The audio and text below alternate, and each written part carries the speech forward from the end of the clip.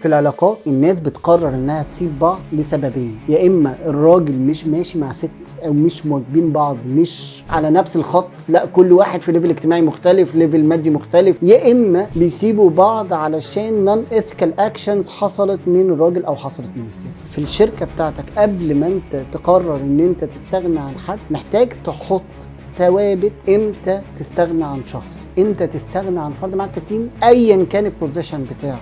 القاعده تمشي على الكبير وعلى الصغير، دي حاجه مهمه جدا وهتفرق معاك قوي في البيزنس. لو انت الثابت بتاعك اشتغلت عليه وما تنازلتش عنه هيفرق جدا معاك في البيزنس وهتنقلك. يعني انا ممكن يكون عندي مدير مبيعات بيحقق لي مبيعات كبيره جدا جدا جدا، لكن واقف عند ليفل معين، فانا لو حاطط الثابت عندي ان انا استغنى عن حد عندي في التيم لو هو رافض التطور، يبقى هو المفروض ده يمشي وده مرحلته خلصت.